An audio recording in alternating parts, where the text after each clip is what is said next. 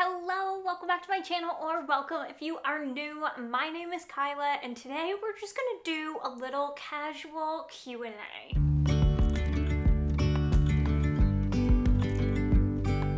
I didn't do a Q&A when I first started my channel a little over a year ago. I just dove right in, and I have a bunch of new subscribers, which hi, hello, I'm so grateful you're here, thank you.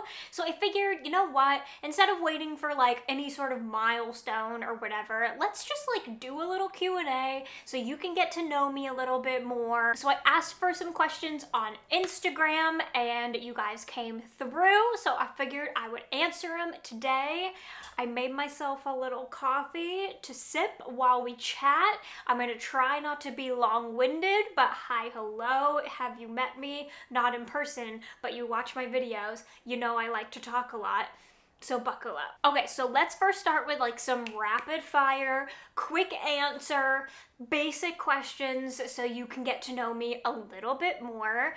My birthday is April 10th. I am an Aries with a Virgo, oh, I always forget this part, Virgo rising something or other, and yes, I am the true Aries Virgo combo. I am very type A. I'm also very stubborn. And I'm an enneagram 1, so if that helps you decipher my personality a little bit, that pretty much encapsulates it. I have a lot of Aries tendencies, I have a lot of Virgo tendencies, and in order and things wanting to be straight, and I'm an enneagram 1, so I'm a hella perfectionist. Let's just leave it at that. And because I'm feeling nice today, I will also let you know that I am 35 years old. Whoa. That feels so strange. I cannot believe that I'm going to be past that, because 35 just seems like such a monumental age, and in just over a month or so, I'm gonna be past that hump and well on my way to 40, and that feels weird.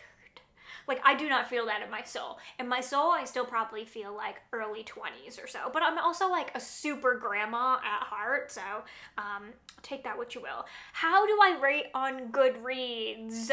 The inevitable kind of book question here.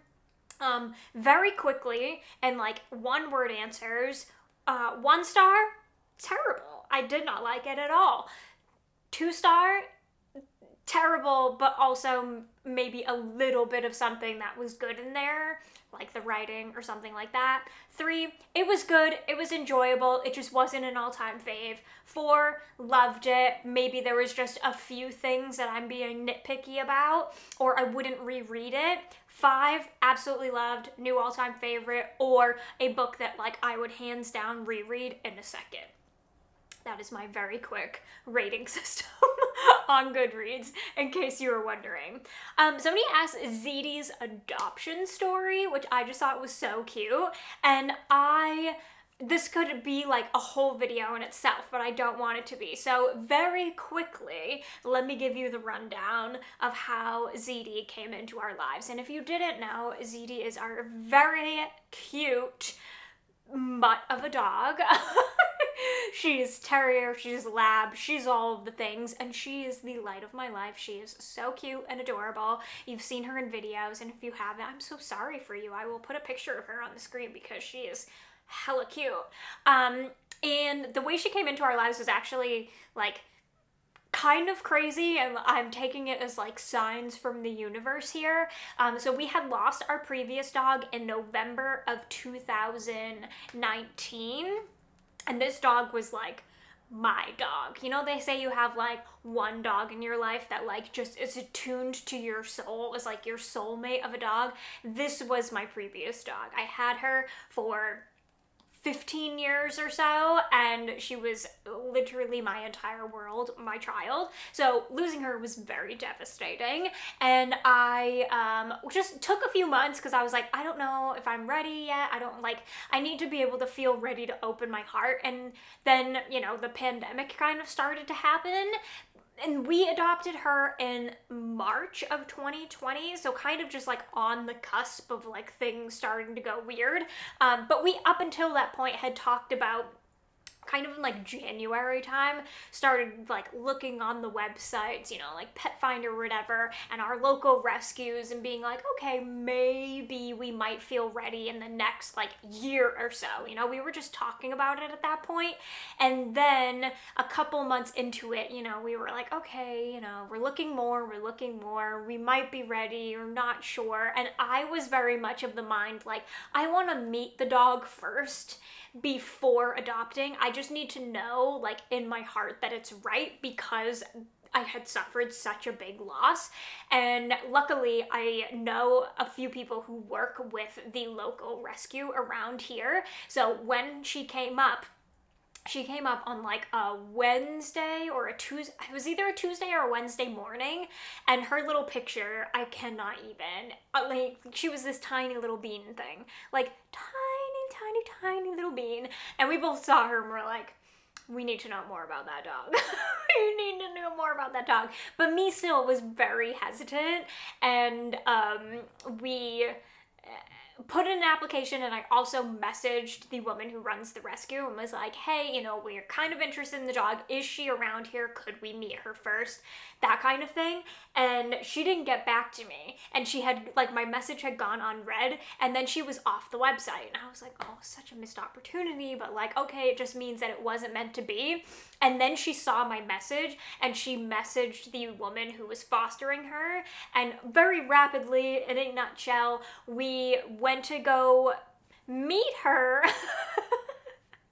I say that because, like, we pretty much knew, but like, I just had to know in my heart that was right, on like 2 days later. So it all happened very quickly, and she came home with us that day. Like, there was no waiting, there was no nothing. It was just like, met her, yep, she's the one, let's come home. And we were pretty much ready at that point anyway. So yeah, in a nutshell, that's her adoption story.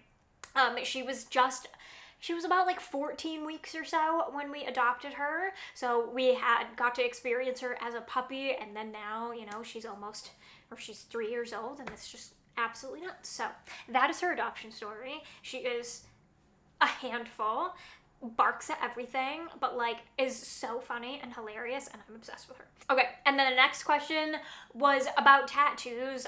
I've gotten this a few times through comments and that kind of thing, like, can you give us a tattoo tour? Because if you didn't know, I had quite a few tattoos. I feel like in the wintertime you're not really seeing them because I'm always in long sleeves, but yeah, I do have like a full sleeve. I have quite a few tattoos.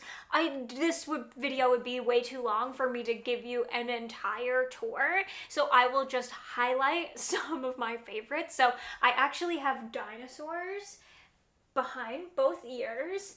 Those are like one of my all-time favorites. And then I will take this off, excuse me, and show you my sleeve. So my sleeve is actually all of the characters in the movie Big Fish, which is a Tim Burton movie, and it's very much about storytelling. So I have like the movie cover, Big Fish right here, and then we have the Siamese twins, and then we have like the ringmaster, which is Danny DeVito in the movie, which is just like tickles me to have like Danny DeVito on my arm. And then we have the witch, which is Helena Bonham Carter, which I just like makes me so happy. And then we just have a bunch of daffodils, because if you've seen the movie, you know, in here. And then the scene of them running away from the church. And then let me twist around here. Oh man, can you see him? Yeah, we have the giant and him like looking down on each other. If you've seen the movie, you know. I just love that movie so much. Big Fish has like a very special place in my heart. One, because I love Tim Burton. Couldn't see. Love him. He's such a weirdo, and it like tickles my heart. But also, my grandfather was a huge storyteller. Like, he loved to share stories, and he would definitely exaggerate them quite a bit. And if you've seen that movie, you know that's kind of what the whole premise of this is like, this guy is used to his father telling all these elaborate stories, and everyone thinks they're crazy, and he's like, they're not real. And then anyways, so that is one that's very special favorite movie, but also for my grandfather. And then I have various other ones. I can put pictures on the screen. I also have a tattoo of like 3 stars on my ribs, like Orion's belt. That one is very special to me as well. And some of them are not. Some of them are just, I really wanted them. I'm not one of those people who is like, the tattoo has to have this great meaning to it. Like, no. Like, I like dinosaurs. That's why I have dinosaurs behind my ears. Like, this one is special. I have a daisy on the inside of like my leg, and I just really like daisies, you know? Like, they don't have to be all this crazy, have all this crazy meaning behind them, but I love tattoos. I think they're a really cool way of expressing yourself and your creativity, and if you are the one that's drawing them, artistic skills. Like, I just love tattoos so much. I would love to have like a million more, but expensive, and we have other priorities at the moment. I would like to one day, I don't know if I'm past this or not, but like get another full sleeve. I already have like the idea picked out and what I wanted to do, and yes, it is Tim Burton-esque, and no, it's not A Nightmare Before Christmas. I just have to point that out. It's not, but I would like to do that at some point, but that is, who knows? Let's take a sip and dive into some Instagram questions, shall we? So the first one is from my friend Jan. I love him. Hi, hello. And his question was, how are you doing? First of all, he's the sweetest ever. Thank you. I'm doing good. I'm still job hunting, so like if that's kind of a downer, if you didn't know, I got laid off at the beginning of the year. So like that is like a stress that's in my mind, and you know, going through that, but like I'm so grateful to have YouTube as like an outlet and a hobby during this time, because I cannot imagine how I would be doing if I didn't have something to pour my creativity into, because I work in social media, like that's my job. Like when I'm working, I'm a social media manager, like I create content, I do all the things, and I love doing that. But when you, like, that's kind of taken away in the job sense, having something else to like pour into has been huge. So I'm so grateful to have YouTube as a hobby and during this time. Other than that, you know, I'm doing good. I have no complaints. I'm happy, I'm healthy, I can't really complain. And then he also asked, what light fantasy would you recommend for non-fantasy readers? Love this question, because I am a new fantasy reader. Like within the past year, I have really gotten into fantasy. I have not read any like epic fantasy yet, you know, like not the Game of Thrones. Lord of the Rings is not really my thing. I have read a certain wizarding world, which I will not name. I've read that series, but like I haven't read any like super epic fantasy. A lot of the fantasy that I've read has been kind of like on the lighter side, and I'm just now getting into longer ones. So I would recommend, and especially for you, Jan, I would recommend House in the Cerulean Sea. Hands down, for sure. It is so sweet. It's like a warm hug. It's got like the most amazing cast of characters. It is found family trope, which is just like in fantasy, especially cozy fantasy, that is huge. And it also has incredible queer representation, which we love. And then also, for fantasy novella, I would say Every Heart a Doorway by Shauna Maguire. That whole series, like the Wayward Children series, is incredible. Every Heart a Doorway is the first one, so I would definitely start there. It's amazing. It's amazing. Also, queer representation, and it's just, it's like portal fantasy, but it's so fun, and there's also an air of mystery to it, to that story specifically. So I feel like it's really fun if you've come from like a world of loving thrillers or mysteries and that kind of thing, which I know you have, then I think that that one's fun because there's also that element of mystery to it as well. So I would start there. Next, we have a question from Lauren, and she says, have you always loved reading, and what inspired you to change your content? This is like a big question, I feel like. So have I always loved reading? No, actually, not at all. Both my mom and my sister have been avid readers their entire lives. Like, books upon books upon books. I think my mom reads like maybe 50 books a month. Like, she's insane. She's such a fast reader. That's maybe an exaggeration, but like, she reads a lot. And my sister's the same. Both of them just really were into reading their entire lives and always tried to get me into reading, and books have always been kind of there for me. I was definitely more of like the movie kid, but they've always been present in my life. Like, we used to sit down and my mom would read to us, and then, you know, we would read books and that kind of thing. And then, you know, I would read like a few chapter books here and there growing up, but never like fully dove in. And then when high school hit and they made you read books, that was like my worst nightmare, because they were just so boring. I know those are like classics at this point, so I shouldn't say that, but at the time I thought they were really boring. So reading really picked up for me in the pandemic. In November-ish of 2020, I broke my foot. It's terrible. It's a terrible way to end that year. But I broke my foot, and I was like, well, what else am I going to do while I'm laid up? I had like dabbled throughout the year reading a little bit more, and getting into reading. But during that time period, when I like really went in, because I had nothing else to do, I was laid up on the couch. I literally couldn't do anything. I was in a boot, I was on crutches, like, it was terrible. So that's when I really got into reading, and then kind of gradually over the past couple of years, I've just become more of a reader, and then now here we are. And then what inspired me to change my content? So if you didn't know, you can look back on my channel. I started this channel as like a minimalist kind of slow living channel, and I have gone through quite like an identity crisis on Instagram.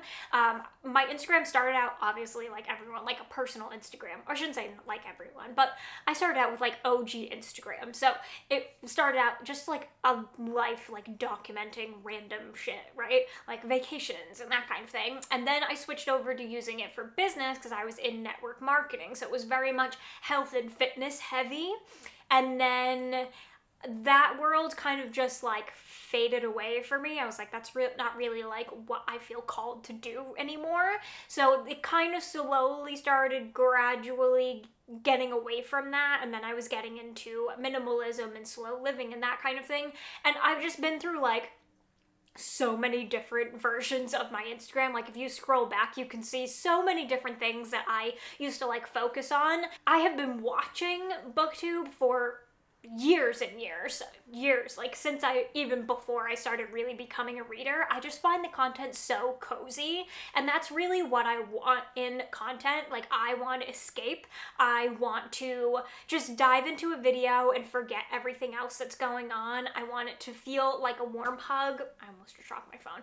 I want it to feel like a warm hug. I want to, and kind of just like feel like I'm in another world for a little while. It's also why I love books so much, but I also love that in content. And so I wanted to create content that was very cozy, and I've been following people on booktube and bookstagram for a while. You know, people like Gabby, people like Gavin and Katie and Kayla, and I've been watching their content for a long time, and I just kept thinking like, I could do that, but I never really felt like I was, you know, that I read enough to do that. And then as time went on, I was like, you know what, I really like enjoy vlogs, but my life isn't that interesting to just like daily vlog or do weekly vlogs that don't really have any sort of theme. And I was finding myself kind of falling out of this whole minimalism bubble, because I've decluttered my house quite a bit, and I just felt like, okay, I'm kind of done. And I wasn't inspired to create content around that anymore. So last year in July, I was like, let me just try my hand at a reading vlog. We're going on vacation. I love watching them. Let's just see how this goes. It was meant to be kind of like an experiment, and just kind of, let me just throw this in here every once in a while along with my other content. And then I recorded throughout that week, and I just felt like at home. I was just like, this is what I want to be doing. I love talking about the books that I'm reading. I love connecting with people over books that they're reading and sharing my thoughts and all that, and then having kind of lifestyle worked into that, and it just felt like I found my home on the internet. And that sounds so cheesy, but that's truly like what it was. I was like recording throughout the week and I'm like, this is so fun. I'm having like the most fun time ever, and like having somewhere to like channel my content just felt so right. And then as I got home, I was like, okay, I just want to do this more, and it was meant to be a gradual thing, and then I just like went all in. So that's kind of where it was. I was just inspired by people that I was watching. I was inspired by what I was reading, and I just wanted to create content that was cozy. And to me, like, there's nothing cozier than curling up with a book and, you know, that kind of thing. And I wanted to do that for other people. And here we are. Okay, the next like batch of questions are from Gabby. Thank you so much, Gabby. This is seriously like means the world. Thank you. So she asked, your current favorite song. This is so hard. This is so hard. This is so hard. Oh my god. How am I supposed to pick a favorite song right now? Okay, we're just gonna pick a few. So, and I feel like we have to do this in sections because every favorite song right now could be off of Midnight's, obviously. So let's do that. So favorite song off of Midnight's right now. Midnight Rain, Great War, Would've, Could've, Should've, Sweet Nothing. Those are still like my top.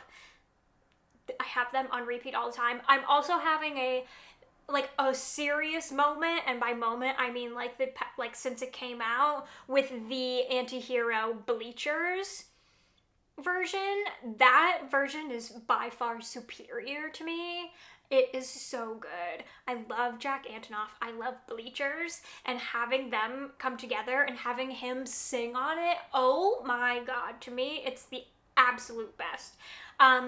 So that's that. But my favorite song like outside of Taylor right now is actually a song that I found these people on Instagram actually. They came up in like my suggested. Freaking love when that happens. But they're a band called Top House, and they have a song called Number One, and it's just like so catchy. It has a banjo and I love it. It's very much a mix of like Lumineers and Mumford and Sons, like that kind of vibe, and I just freaking am obsessed with it. I haven't listened to a lot of their other songs, but that song in particular, so catchy in that world. I also just love Dermot Kennedy right now. Like, I'm having another like moment with him, another phase of him right now, and his song Giants just like gets to my soul so much. I love it. I love it. I love it. And then Gabby also has top 3 favorite movies of all time. You're coming in hot with these really hard questions. How is one supposed to limit this to 3? Because I was blessed to grow up in the realm of like the late 80s. I mean, I was born in 87, so really only 3 years from the 80s. But like those movies plus the 90s, and like shit has not been the same since, okay? Let me just say that.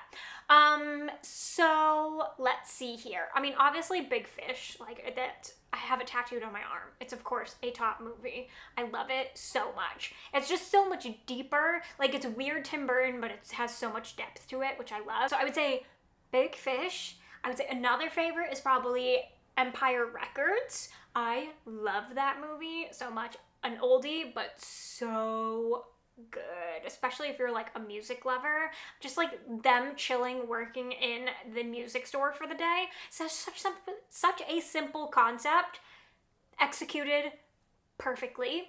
I also really love Superbad. For talking comedy, Superbad and Liar Liar, that's my humor right there. I also love a certain Wizarding World franchise, but like, we're not going to talk about it. Just know that like, yes, I am that person that is also obsessed with those movies as well. But I don't want to like associate with her. So, we're just going to move on from that. So I'm going to just stick with that. I'm going to stick with Big Fish, I'm gonna stick with Empire Records. I'm gonna say Super Rad and Liar Liar for comedy, but I also like totally love all the Pauly Shore movies. I love like all of the classics like Pretty in Pink, and Fast Times at Ridgemont High is so good, so good. But I'm also like such a sap for romantic comedies too. So, yeah, you know, that. That was way more than 3 and not really a direct answer. I can't do it. Also, this next question, how dare you? How dare you, Gabby? This is so rude. So rude. I don't know how to do this. Top 3 Taylor albums. I'm gonna need a sip of coffee before I can answer this. This hurts my heart. Oh my god, how?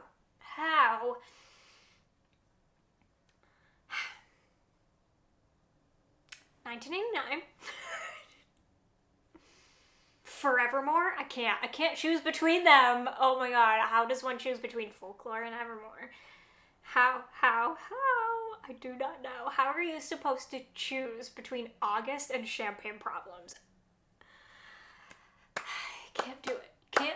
So I'm gonna say 1989. I'm gonna say Forevermore. And how does one choose between Midnights and Rep? Okay, don't get me wrong. I can't, like, country Taylor's not really me. Okay. It's just not. I'm not really a country music fan. Like, I love me some Johnny Cash, but, like, that's as country as I get, and that's more, like, folk country. That's where I stand with country. So, like, Debut's not a thing for me, really. Like, I very rarely listen to anything off Debut. Fearless, don't get me wrong, I can get behind. Incredible, but, like, it's not, like, my go-to. Neither, and Speak Now's, like, borderline. That's just, like, I'm more of, like, pop. I love the folk era. I can't. How? Rep and Midnights? Like, how? 1989. Folklore, Evermore. Forevermore. I'm counting them as one. I can't answer this. I'm gonna have... Oh, God. I can't say it. I can't say it out loud. I can't. Rep and Midnights. There you go. I just can't. I can't do it. It's the rudest thing in the world to ever ask. I love you. I love you. I love you for asking. I love you for asking. But no. Okay. Lena. Hi, Lena. Asked, favorite type of wine? Okay. I have a confession. I don't drink, actually. Not like for any crazy purpose or anything like that. I just like don't really enjoy alcohol. If I'm gonna have a drink out, I'm either gonna go with, well, I guess this is wine, so I will say I prefer just a sangria. That would be my drink of choice. If we're going in like the wine realm, I don't really have like a specific wine, but I do love a red sangria, so I would go there. But if I'm gonna order like a drink out, it's gonna be a margarita, frozen, with salt. That is gonna be my drink. Or just like if we're having drinks at like the beach or a cookout or something, I'm just going with seltzers, like Truly, White Claws. I'm basic, I'm sorry.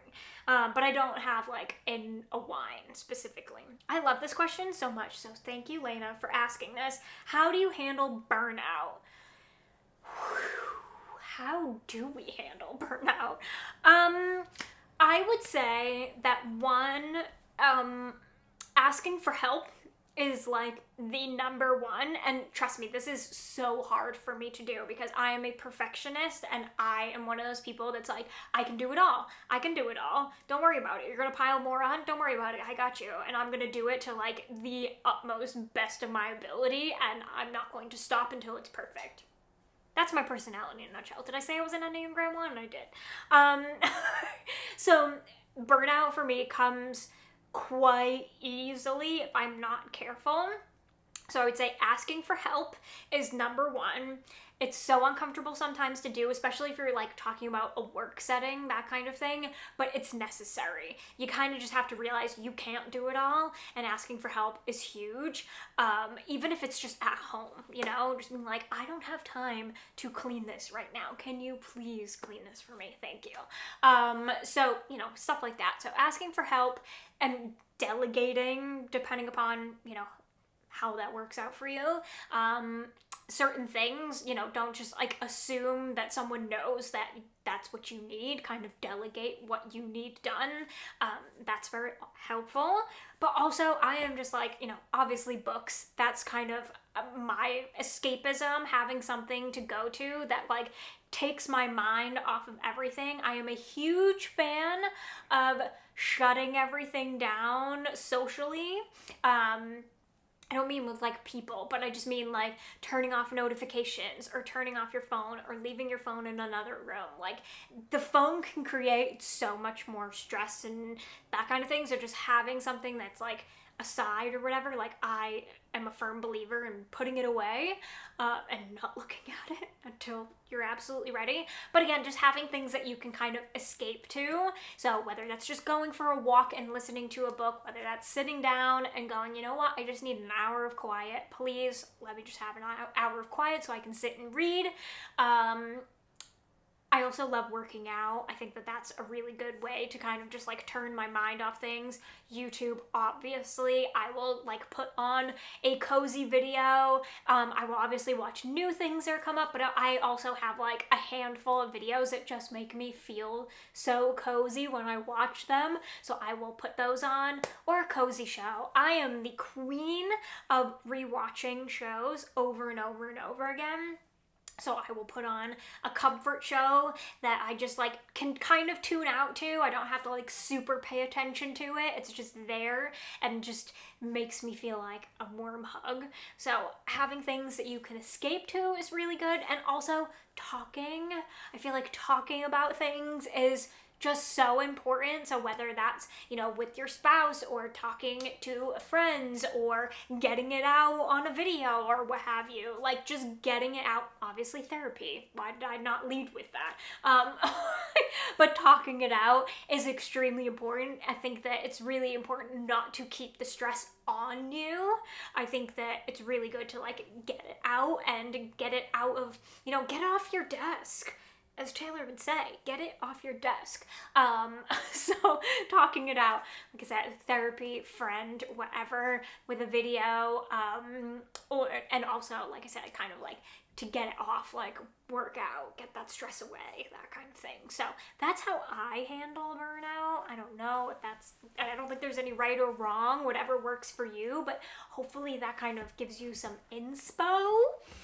And thank you for asking that, because we all feel it. We all feel it. Okay, and then Chrissy asked, oh, she just said not a question, but you were awesome. I love your content. Thank you. Well, you are so sweet. Thank you so much. And then Amber asked, how do you make an income from home? I'm not like an all-time expert on this, obviously, but there are so many jobs these days that are remote. You can do customer service. You can do, so many jobs now. So many jobs are remote or will hire remote. So it's just finding like what you like and what you want to do and finding something that fits in there. There are a lot of customer service jobs that are remote now. There's a lot of content jobs that are remote now. For me, I work in social media. I kind of layer in the social media manager. Hi! Oh, Ziti says hello. Hello. We're telling them how to stay home with their puppies, huh? Yeah, how can you work from home with your puppy? So yeah, there's a lot of jobs that are remote these days. So customer service. I work in social media, so I kind of have that social media umbrella over me. So I create content, I do copy editing, I do copy, I create graphics, that kind of thing. So So just finding what you like and trying to find a job that aligns with that. There's also so many like network marketing and small business things that you can do. You can also, you know, if you're good at crafting or whatever, you can start your own little small business through Etsy or selling your designs. Like, so much. There's so many options out there. So just find what you're passionate about and kind of go for it. I don't really have like a specific answer for this other than just like go with what you're passionate about. Otherwise you're gonna hate your job, and nobody wants that. So find what you love and that you could see yourself doing, and try to find a remote job that aligns with that, or get creative and start your own business. So that is my answer for that one. And then the last question was, what are your goals for YouTube? And honestly, I'm just rolling with it, you guys. Like, I'm just here. What I love to get to the point of like being monetized and doing all that. Yeah, of course, like that would be so cool to make money doing videos. But that's not really like what I'm out for. This is just so freaking fun for me. It is such an incredible creative outlet. I get to use my skills in so many different ways. I love learning new editing and new ways to like shoot things. And I love sharing about books and meeting new people and that kind of thing. So really, like, this is just a glorified hobby at this point, and I'm okay with that. Do I like have dreams and aspirations of being bigger? Sure. I think that any small creator can say that like that's, you know, would be awesome, but that's not like my main thing here. Like, this is just so fun. I really am having a blast and making friends. That's just everything that I like could ever ask for. So I'm just here. I'm just enjoying the ride, not putting any expectations or stress on it, because this is fun. It's a hobby. I don't want it to become something that like is stressing me out or what have you. Like, it's just a good time right now, and that's my goal, is to have fun, enjoy it, make friends, talk about books, build a little community of people who feel safe and seen and supported. And that's really all I could ever dream of. So I'm happy with that. And yeah, that is it for this Q&A. Thank you guys so much for the questions. I hope this helped you get to know me a little bit more. If you have any questions that I didn't answer, please leave them in the comments. I would love to do another one of these at some point. And if you're not following me on Instagram, be sure to do so, because when I do decide to post another one of these, that is where I will ask for the questions. So go ahead, the link is in the description. You can go ahead and follow me there. That would mean the world. But if you enjoyed this video, please be sure to give it a thumbs up. Do not forget to subscribe if you are not already. Turn on the bell so you never miss a video, and I will see you in my next one. Bye! With you and I, the future is bright.